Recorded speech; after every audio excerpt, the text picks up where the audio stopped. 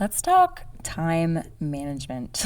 For most of us as moms, it sounds like just another job to add to the list. And if you're already juggling kids, meals, workouts, and the never ending to dos, it's easy to feel like there's just not enough time to go around. And if you've ever been told that motherhood is just a long, exhausting ride on the struggle bus, but something in you knows there has to be a better way to enjoy these sweet years without neglecting your health, this episode is for you. I'm sitting down with time management coach Anna Dearmon Kornick, and here's what you'll learn today. Why most moms are starting from the wrong place when trying to manage their time, how to build a time strategy rooted in purpose instead of pressure, how the all-nothing mindset keeps us stuck in burnout and blocks real progress, and the one powerful clarifying exercise that can help you figure out what actually matters most to you and how to spend your time accordingly. If you're ready for more clarity, more intention, and a lot more breathing room, this conversation is for you. So let's get to it. Postpartum is hard. One second we feel like our bodies are miraculous, and the next we feel like we're a complete mess, out of touch with the strong, confident women we used to be. All while the fitness industry pressures us to bounce back as quickly as possible to a body that never looked like it was pregnant to begin with. That's why, whether we're 3 days postpartum or 3 years postpartum, we need the refreshing truth of gospel-focused fitness to give us energy for the physical challenges of motherhood,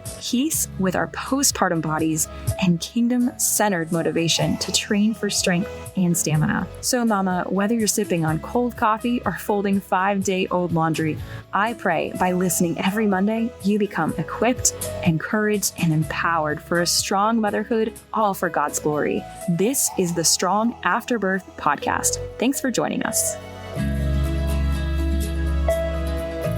All right. And we are here with Anna. Anna, thanks so much for being on the show. I'm so grateful that you've taken the time to be part of the show. And I'd love for you to introduce yourself.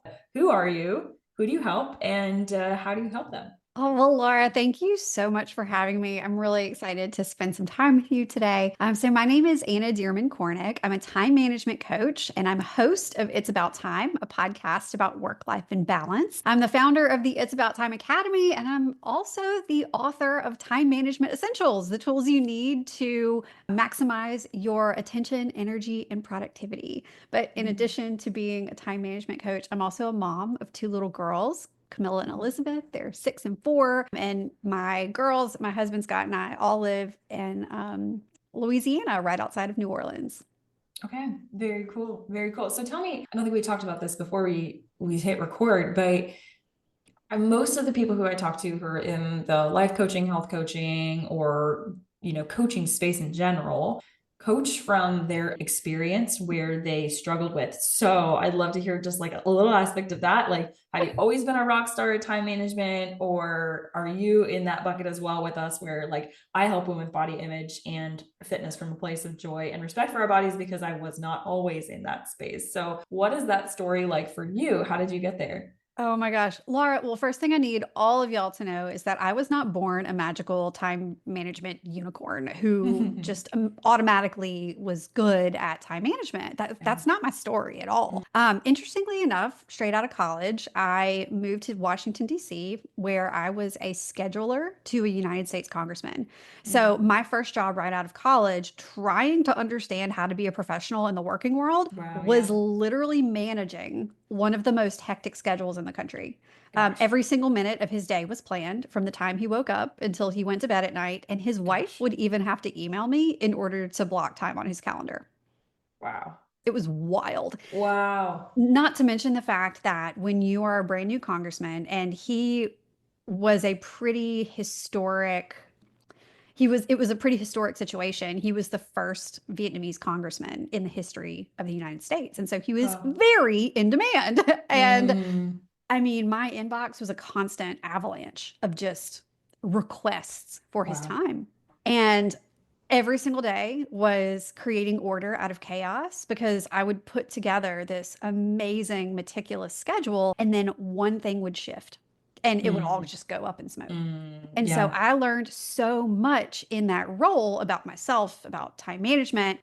But going back to what I learned about myself as a young professional, that's really when I started to feel my values truly coming into view. as much as I loved the hustle and bustle of DC, I'm a Louisiana girl and I missed Mm. home. Yeah. I missed all the good Louisiana food that you can't get in DC, but even more than, boiled crawfish, Mm.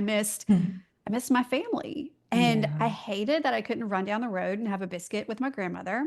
I Mm. hated that if I wanted to hug my mom, that I had to stalk cheap flights on southwest.com. Mm. And so I moved home after Mm. not even an entire year of Mm. being there because it Wow. just didn't feel right. It Mm. wasn't what I thought it was going to be. And so I moved home and kicked off a 10-year career in the 24/7 world of crisis communications and government affairs, where literally Mm. every day was a disaster. I'm not even Gosh, joking. Like literally. I worked on oil spills and, of course, hurricanes, earthquakes, tornadoes, droughts, and floods. I've done both. Wow. Plant explosions, Gosh. nonprofit embezzlement schemes, universities on the brink of financial collapse. Dang. I have literally escorted a high profile New Orleans individual down a freight elevator and into a back alley in order to avoid TV cameras that were Wow. waiting outside at the front door. Oh I my mean,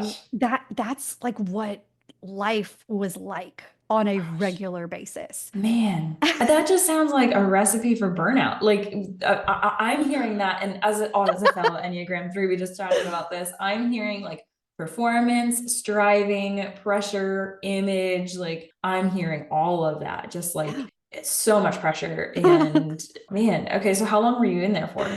It was wild. So I was in a variety of crisis communications and government style roles over the course of 10 years. But it came to a breaking point about a year or so before. I think it came to a breaking point while I was engaged, to be honest, Mm, because I realized that in an effort to be there for the people that I was working with, because let's be honest, when you work in crisis communications, you're hired by a company or an mm, organization, but you're working with people who mhm. are often in the worst, darkest points of their lives. They don't Yeah, know if their business is going to make it. They don't know if their reputation is going to survive or what's going to yeah, happen. yeah. And in an effort to manage the crisis, develop the messaging, identify the allies, all of Mhm. those things, and try to be there for them, guess Yeah, who I wasn't showing up for? I wasn't yeah. showing up for myself. I wasn't there for the people that I had moved home from Mm, DC to spend time with. I was missing baby showers. I was mm, missing friends' birthdays. I missed a lot of like really important life events that I can't get a do-over on. mm, And it was when I was engaged and started to really think about the future and what I wanted my life to look like. I mm, knew that I wanted to have a family. I mm. wanted to be a present mom. Yeah. And I knew that I couldn't be the best version of myself for hopefully the future children that I would have if Yeah. I Yeah. continued down the path that I was on. Mm. And so I quit. I walked away. I wasn't Yeah. sure what I was going to do next. Literally, Wow. there was a period of time where every single person who would say, "So what are you doing next?" Uh, I would give a different answer just to see yeah. what it felt like. Like I told, I "Oh love yeah, that. I'm going to do like social media freelancing," or Yeah. "Yeah, I'm going to do PR for ad agencies," or Yeah. "I'm going to XYZ whatever," just to see what would happen. Mm. And it was one day when I was in the spam folder of my email inbox. I mean, how often do we really go into the spam folder? But Right. for whatever reason, one day I felt compelled to open my spam folder. And Mm. in there was an email about a Myers-Briggs, the personality Mm. assessment certification workshop coming to New Orleans. And I was like, Mm. is this real? Mm. Is this real or is this fake? So I started Mm. looking into it and I was like, oh, I'm pretty sure this is real. Yeah. I signed up because I love all things personality Mm. and I went. And fortunately, it was real. I walked Good away from thing. those 3 days as a certified Myers-Briggs practitioner. And for the Mm. first time, I was introduced to the world of coaching. I didn't know what coaching was going in. Mm. I had never really heard of that. I just Mm. knew that I wasn't going to be a coach. Mm. Or do you know why you believe that? I didn't understand it. Mm. I remember on the last day of that certification program, there was our instructor broke us into three groups: a group of coaches, a group of counselors, Mhm. and a group of HR professionals. And Okay. we were supposed to go into the group that represented the way that we were going to use our certification. And I just kind of went and sat off at a table with like one other guy who was just there for fun. And I was Yeah. like, I'm not going to be a coach. I don't work in HR. I just want to use personality to help women manage their time better. And I don't know what that is, but that's what I Yeah. want to do. Hmm. I didn't realize that was coaching. Right. That's coaching. That's coaching. Yes. Help use is like, that is the definition of coaching, is like, we help people use X, Y, or Z to Yeah, accomplish things. So I right. love that. That's so cool. I am curious. One of the things we talk a lot about is like health and fitness. So, how did your body respond when you were in that season of like stress and burnout? Like, in what ways did that like manifest itself for you physically, if at all? Oh my gosh. I am so glad that you asked. At the time when I was living in it, Mm. a lot of times you don't realize that you are Yeah. drowning in stress because Yeah. it becomes a natural, Yeah. just becomes a normal way of being for your Mhm. body until your whatever, you know what I mean. Close enough. Your cortisol creators Yeah. are so depleted that you Yeah. just shut down. Yeah. And then Yeah. you start to recognize these other weird things that are Mm. happening with your Mhm. body that don't really make, like, what is happening? Mhm. I was experiencing years after is the thing, because Yeah. none of this was happening in the moment, but Yeah. years after, Yeah. I just felt completely off. I was Mm. experiencing, I mean, I definitely, after my second child, experienced postpartum depression and anxiety. Mhm. Mhm. And then after that, I still like my periods were off. I just, Mm. something was wrong. And so Mm. I ended up working with a holistic nutritionist who, Mm. through a series of testing, we realized that my depleted cortisol had resulted in my hormones being just completely out of whack. Mm. Like they were reverse what they were supposed to be, basically, like Mm. without Yeah. sparing you the details. But Yeah. it absolutely wrecked my body. And it required consistent, disciplined supplementation, changes to my diet, prioritizing rest in Mm. order to right the ship. And I'm still working on it. Like Yeah. the impacts of stress on our bodies. And Enneagram 3, we want to push through. Like, I can do this. Mm. Don't tell me what I Mhm. can't do. I can keep Mhm. going. I'll pull the all-nighter. I will get it done Get it no matter done. what it takes. Mhm. But what it takes ruins your body. And Yeah. we only get one. Mhm. Yeah. Yeah. So, It's good. It's good. Well, that's a great springboard for the topic of our conversation today, because as moms, that often is what we normalize motherhood as, right? Motherhood is this big struggle bucket for 18 years, and then your kids are gone and you can somehow relax in retirement, like question mark. I don't even Um, think that happens, because right. I know moms with kids who are 40 that are still stressing out about what their kids are Exactly. doing. I went to New York a Exactly. couple weeks ago and my mom was like, "You text me every time you get in a car." I was like, Yeah.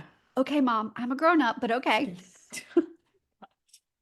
Yeah, yeah. And so I don't know if you've experienced this as an Enneagram 3, but I can very easily shift into like, okay, I'm going to do everything perfect. I'm going to manage my time perfectly. And sometimes when we focus on this aspect of time management, it can almost become more of a burden than a blessing. Mhm. And so I'm curious to hear if that's something that you've experienced, and how that could affect women if they approach time management from this place of just like striving, do better, try harder, which can very easily be, I know, my bend when it comes to time management. And so I'm curious to hear your thoughts. Is that something you've experienced where it becomes more of that burden rather than a blessing, at all? Yeah. So I would say that early in my journey of Mm-hmm. figuring out what was next after walking away from crisis communications, because that's Mm-hmm. where it was just like 24/7, go, go, go, let's make it happen no Yeah. matter what. Yeah. I still hung on to a lot of my previous habits because habits become ingrained. Mhm. I was used to looking at my phone 20 times a minute just in Yeah. case, you know, like I Yeah. was used to being addicted to email and all of those things. And it took some time to shift away from that. Yeah. But, what I have found, and I experienced this myself, and what I have seen over and over again, especially with women, is that when we want to get a handle on our time management, we tend to start from the wrong place. Mhm. We tend to start in the wrong place. We want to buy a new planner. We want to create the perfect schedule for ourselves. Well, let me just like create a new schedule for my day. Let me buy a new planner. Let me get a new app. Let me, we want to rearrange what's already on our calendars, or we want to Mhm. switch task management systems. Like this isn't working for me, so I need a new one. Mhm. But the truth is that when you are truly ready to shift toward good purpose-driven time management, good time management doesn't start in that place. Good time Yeah. management starts by getting to the heart of what matters most to you. Right. Because when you are crystal clear about your vision for the future, your personal core values, Mm. your priorities, every single decision that you make about time management becomes so much easier. And Yeah. you know what else it does? It Mhm. enables you to let go of this feeling of needing to strive for perfection Yeah. because you realize that if you can't focus on what matters most to you and do everything perfectly, Yeah. it just doesn't work that way. Yeah. It's just impossible. And the Mhm. sooner that you can accept that it's not going to be perfect, Mhm. curveballs are going to be thrown your way. Mhm. But as long as you can reorient yourself back to what matters most to you, you're going to be fine. Mhm. Yeah, it's good. That's like it prevents us. It sounds like there's this happy medium between if you have zero time management, right, you're going to be reckless and Yeah. waste time. And like in our terminology, we would say like you're poorly stewarding the time that you've been given, where it's just Yep. like haphazard, and then you feel. I mean, I've been in seasons of that where I just feel really disaligned, where I'm like, I really Hmm. don't know what is really important. So I'm going to try to be all things to all people. And that's Yeah. exhausting, right? On the flip side, really similarly, when I first started the business, it was all like, it's going to be this perfect structure. I wouldn't allow time for like coffee dates or those types of things because like I have to be hustle, hustle, hustle. So it sounds like there's that like kind of medium line. That's one thing I love. I'm on a journey of minimalism in this season. And that's one thing I absolutely love about minimalism is you get rid of all of the stuff and all of the clutter. You really identify like actually what is it about the things that I do value? And so it sounds like it's kind of a similar Yeah. journey when it comes to our time management of knowing what are those core values that I want to incorporate and build my schedule around, and Hmm. then learning to say no to things that are not. Right. And it's easier to say no to things when you know what you want. Oh yeah, And walking to TJ Maxx now, I'm like, I don't want any of this trash. Not that TJ Maxx is all trash, but like right, I'll walk in there, right. I'm like, I don't want any of this. Yeah, I don't want to My manage this stuff because you start to yeah, realize that the consequences of yeah, saying yes to things, whether it's physical things or yeah, obligations, that the right, consequence just isn't worth it. yeah. It's good. And it sounds like at the root of a lot of it is that all or nothing mindset. So Mhm. I'm curious, I think that that's kind of like a pop psychology hot topic right now. Yeah. And so could you break that down? Like, how would you define the all or nothing mindset? Like, if you saw it in someone, you're like, yeah, I really see this in you, and you were coaching them from that perspective and you noticed some things of that, what would that look like? And how would you define an all or nothing mindset? Yeah, such a great question because this pops up all the time in time management. And so I'll give Yeah. you an example that I see all the time. So think of something that you have on your to-do list or that you want to accomplish or make progress on.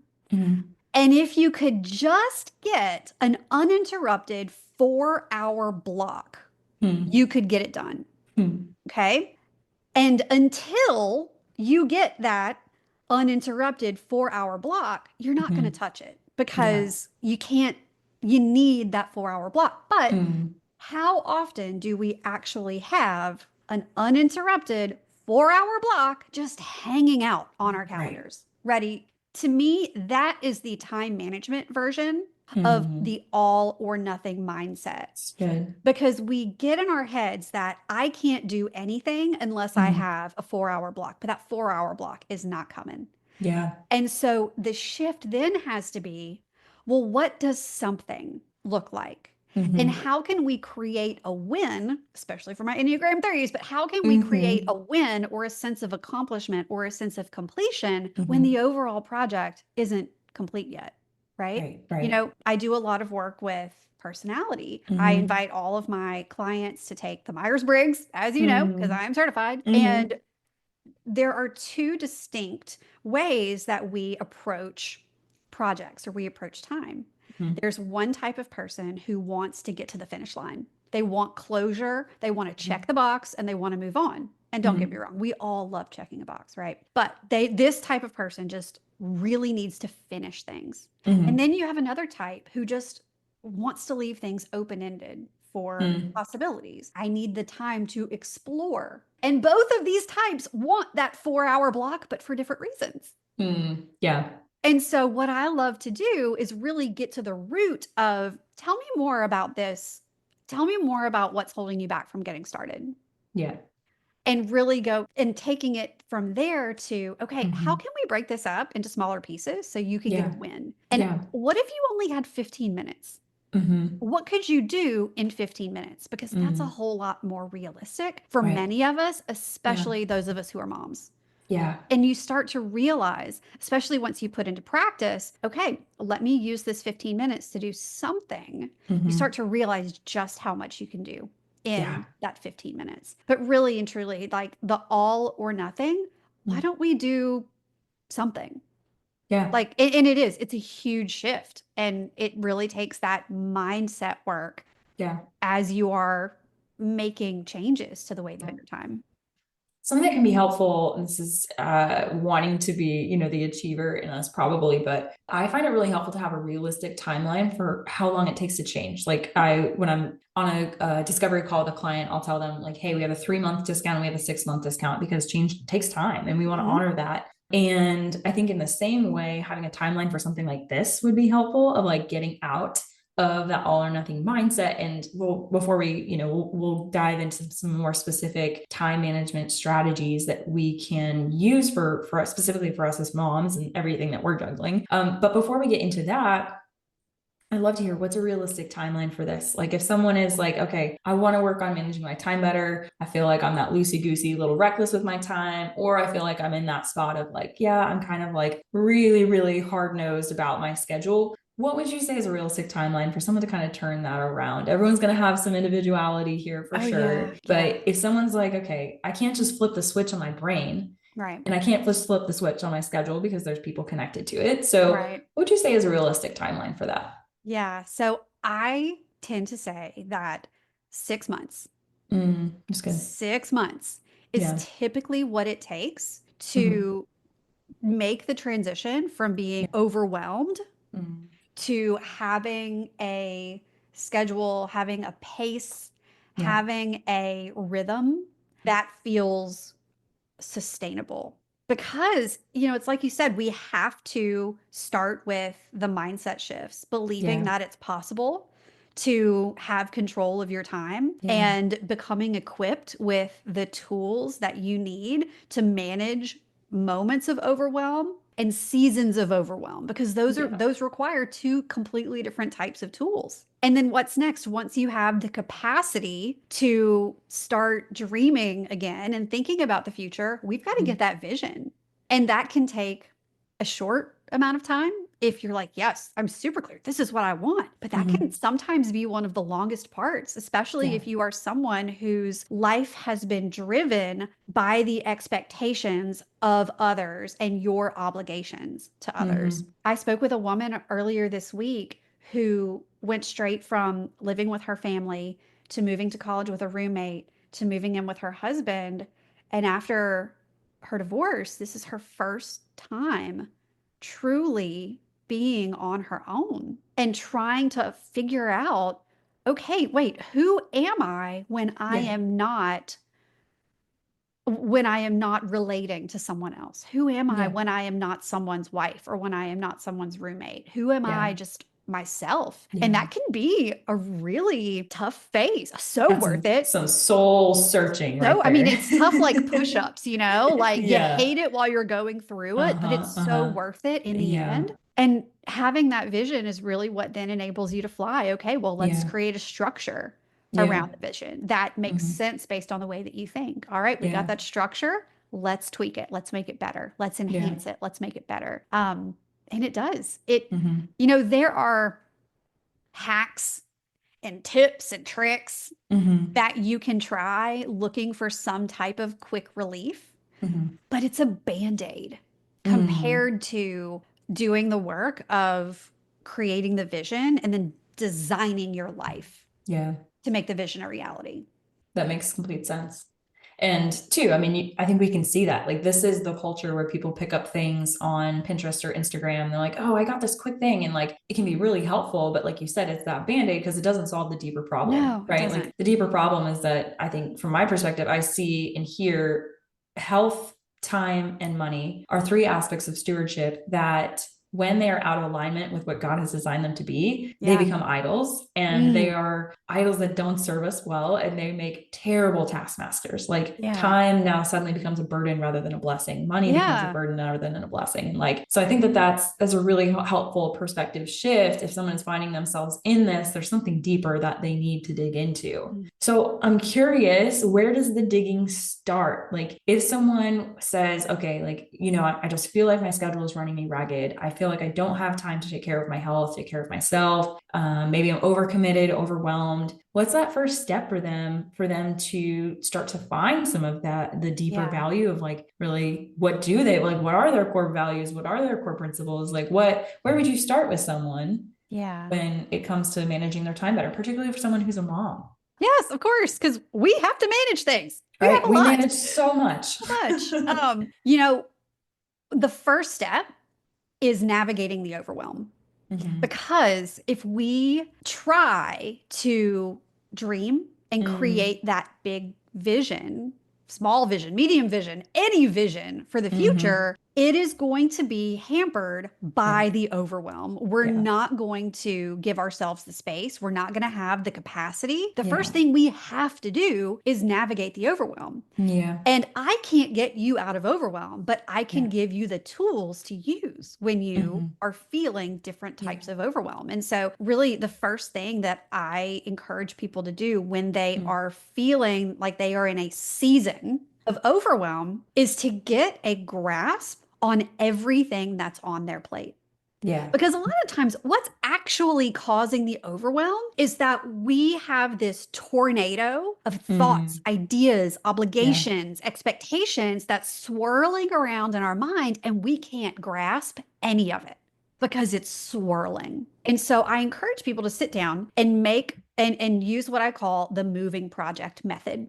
The moving project method. These are all Mm. of the things that are currently moving in your personal life and your professional life right Mm. now. And so it's really sitting down. And I love to just super simple grab a blank sheet of paper, draw a line down the middle, one side's personal, one side's professional, and make a list of the projects that are on your plate right now. Mm. And project doesn't have to mean I'm working on a presentation for XYZ. No, Yeah. anything that has more than one step to complete is considered Mhm. a project. On the professional side, if you own a business, a project could be launching your next course or drafting a discovery call script because there are steps involved and it Mhm. requires brain space. And then on the personal side, a project could look like planning a summer vacation or planning a birthday party or Mm. renovating the hall bathroom or Mhm. decluttering whatever. We Mhm. have projects on both sides, Mhm. and we get overwhelmed when we have so many different projects Yeah. that are in motion. And Right. I'm not even talking about the projects that we want to get to at some point. We're Mhm. talking about the things that we've done step 1, but somewhere along the way it's been put on hold because Yeah. we needed to move on to something else. And so we Right. start by making that list of, Yeah. okay, what's on my plate? And Mhm. then we get to rank.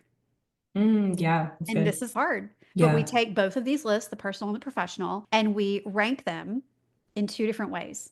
First, we rank them in the order of closest to completion Mm. to least closest to completion. So Mm. the things that are like, oh, wow, if I do two more things, this project's done. Yeah. Yeah. Okay. So you see like the progress, you see that's like level of success. You're like, oh, I've already made progress here. Yeah, that's Yeah. good. So then after you make the completion ranking list, then you make a list of what's most important to you to least Hmm. important to you. And here's the Mm. thing, I can't define Right. what that importance is for you. Hmm. Sometimes it's what's going to make me the most money right now because you're in that type of season.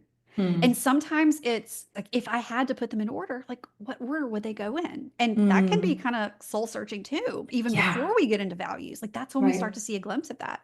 Yeah. And so once you have this ranking list, now you're able to make some decisions Hmm. because you might see that there are some projects that might not be super, super important to you, but they are so close to completion that if you just finished them out, it Yeah. would make space for other things in your life. Yeah.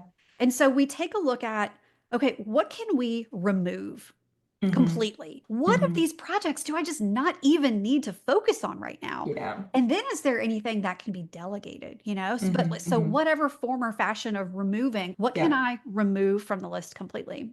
Hmm. And then what can I reschedule?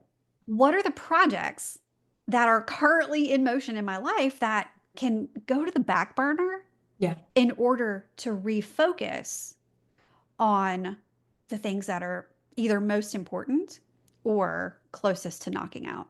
And Mm. so that is a huge first step Yeah. whenever you're in a season of overwhelm, Yeah. because it suddenly takes all of the things that are swirling around in your head and it makes Yeah. them feel more real Yeah. because you can see them and then you Yeah. confront them and then you make decisions about them and then you have a plan. Hmm.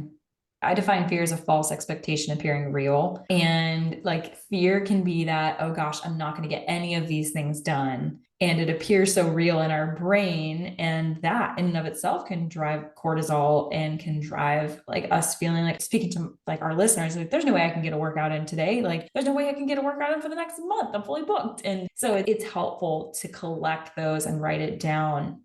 And I would imagine there's probably a massive just like exhale Yeah. as someone's going through that process. Yes. So often what I hear is like, oh, wow, it's not as bad as I thought it was. Right. Right. Yeah. Yeah.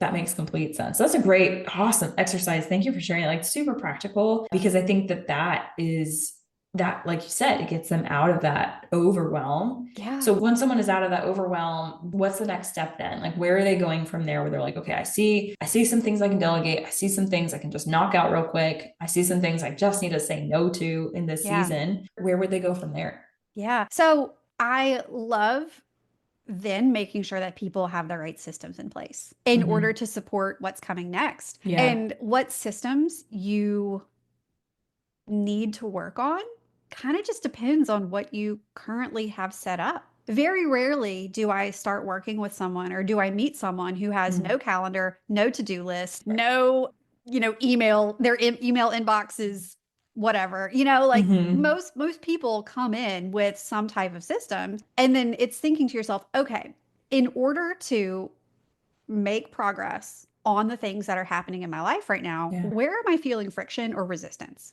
And a lot of times we feel that friction or resistance because we don't have the systems in place to Mm. really get ourselves organized. And Yeah. so for some people that might look like revamping the way that they're using their calendars.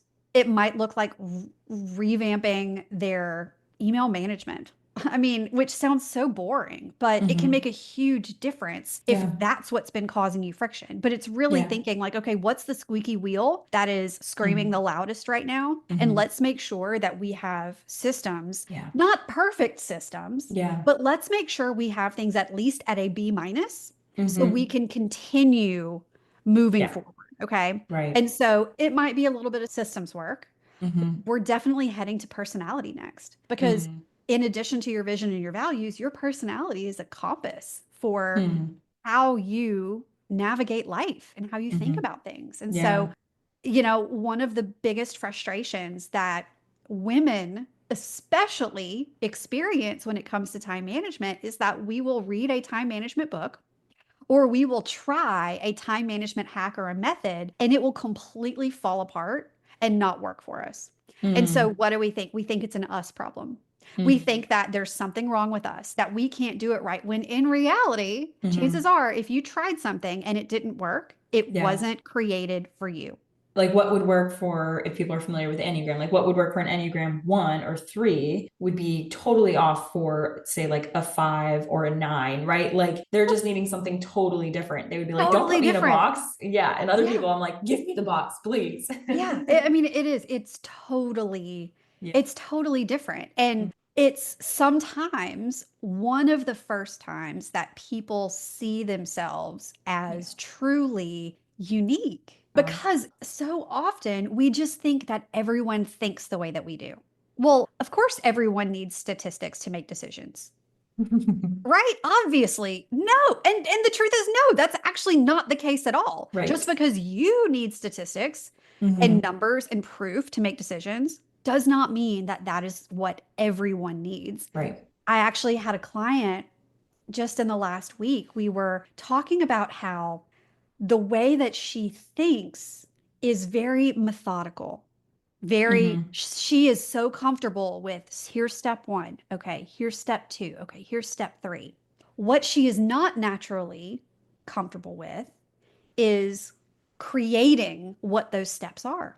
Mhm. Okay, so there are really Mhm. two different types of thinkers here: the Mhm. people who need the step by step in order Mhm. to thrive, and the people who thrive by creating the step by Mhm. step. And we need each other. Like you think about putting together IKEA furniture, somebody had to create the instructions so that the other type of person can follow the instructions. And she realized, she said to me, I feel like guilt and shame is melting Mhm. away right now because this entire time I thought that it should be easier for me to Yeah. create workflows.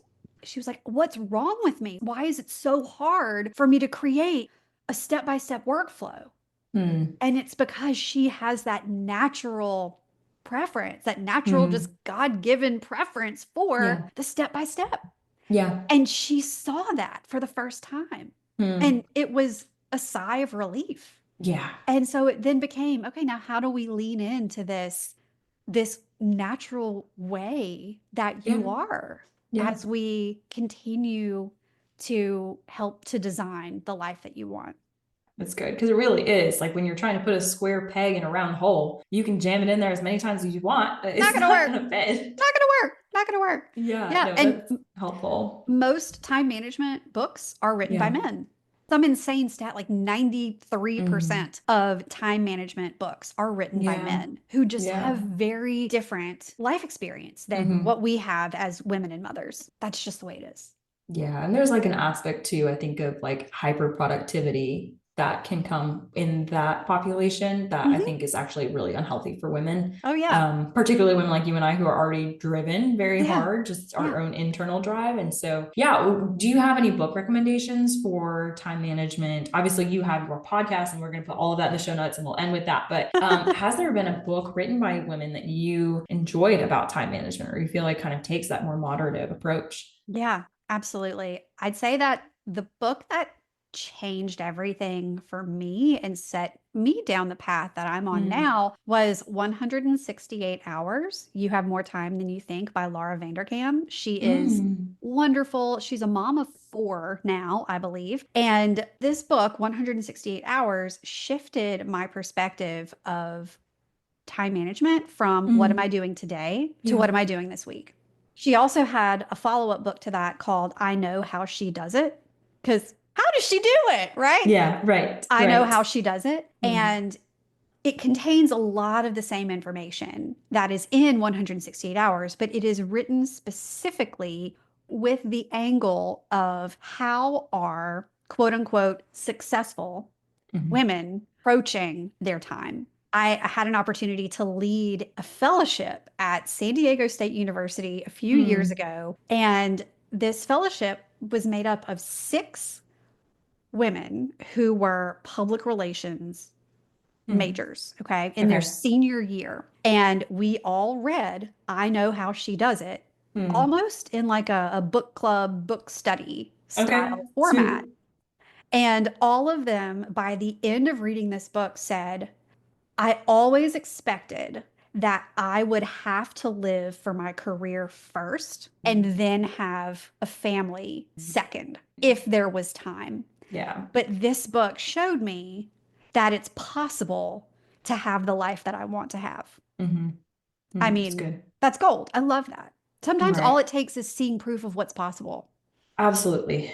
Yeah, I think that's so true. In many ways, personally, I feel like a little bit of a trailblazer in that way. Cause like I do run a full-time fitness business, but I go to daycare about like 16 hours a week. And then I'm done at 2:30 every day. And I just get to go hang out with him and have a snack in the backyard. And you know what I mean? It's like, Yes. it's a beautiful life. And it does feel so much like trailblazing, but there's so much freedom in that to own your values and the things that God has given to you that like sometimes I feel like women don't feel like they have a choice. I feel like they say they have to be, you know, led into this career or they have to do this, they have to do that. And all these things just have to get sacrificed, like their health or their family. And it's just like such a sad place to be. So all of that, I'm just so grateful that you are stepping into this space and speaking just life over women and how they can really take time management to a new level. And I think a way that sounds much more healthy from my perspective of living into what God has called you to and living into your values. So I love that. I love that you take that approach. Are there any other time management strategies? You know, you had mentioned like navigating overwhelm, identifying those systems and personality. Are there any other time management strategies that you would recommend for moms in the season of motherhood? You know, we talked a lot today about the importance of vision, how once you can navigate that overwhelm, it really opens you up to Yeah. create the vision that you want for your life. Yeah. And without going into a full blown vision exercise, you know, we're recording this episode in March. So, one thing that I would encourage you to do is to think about your year as a whole. Think about Mhm. 2025. And if you could boil down or distill the way that you want to feel this year Mm. into a single word and call it your word of the year. Yeah. That is a very simple way Yeah. to cast a vision and make that an everyday part of your life. Yeah. Come up with your word of the year Mhm. and make it your computer background. Mine is my word of the year is go getter. Yeah. Put it on your phone lock screen. Write Mhm. it on a post-it note. Yeah. Because what's so great is that every single time you see this word, you have a flash of the life that you want to live Right. in this year. It's good. So it serves Yeah. as a powerful reminder. So if you're looking for one thing that you can do that It's good. honestly, and you might be thinking, Anna, how on earth is a word of the year going to help me manage my time better? Oh my gosh, it's so valuable. It's so valuable. Like it really, my husband and I have been doing that for the last 2 years, actually 3 years. Our first year was deeper, and our Mm, goal was relationally to go deeper with the people in our inner circles and just like take yeah. it. And then we went on a camping trip. We do like an end of the year vision casting retreat, and it was deeper still in Yeah. 2024. And then this year it's saturated, and Ooh. it's to be just so saturated by God's love that it outpours to other people. Yeah. So speaking from experience, you're like, that's so true. And we Yeah. ask all the time, like when we're invited to something or when we have the opportunity to like put Boaz in a, you know, a soccer class or something like that, we ask like, is this in alignment with our goal? And Right. just having that, I think like really distilled down one Mm-hmm. word, it just makes it so simple in that moment to be like, not all things apply to it, but it really does give you that really clear focus and ability to ask such a simple question in that moment of Yeah. like, does this align or Yeah. not? Yeah. Is it a yes? Is it a no? And it makes Yeah. decisions easier. And when it comes down to it, that's what time management is. It's a Yeah. series of decisions about how you spend your time. Anna, you have given just so much wisdom, practical insights, and really, I love those. Really, I was taking notes because I think those are such awesome practical exercises to do. So, if somebody wants more of you and is in this place where she's just really feeling overwhelmed, where can they connect with you? And what are some resources that you have for them if they want to get more connected and learn more about you and how you help women? Well, first of all, Laura, thank you so much for the opportunity to chat with you today. It has been such a pleasure to spend time with you, and I would love to keep in touch. The easiest way to continue to stay in touch and to stay connected is to, hey, if you're listening to a podcast right now in a podcast app, pop over to the search bar, type in Yeah. It's About Time, and go ahead and hit the follow button because I have new episodes that go live every single Monday on time management strategies, tips, real life stories. And I love interviewing other go-getters about how they're getting things done because who Yeah. doesn't love a peek behind the curtain to see what works and what doesn't. And then if you're looking to go a little deeper and you're in a season of overwhelm, as so many of us seem to feel like we are constantly in a different season of overwhelm as moms, I have a free video series that is just for you. It's called Blueprint to Balance, and it's just a short video series that walks you through a 3-step process to navigating overwhelm so that you can spend your time on what matters most. And you can find that at blueprinttobalance.com.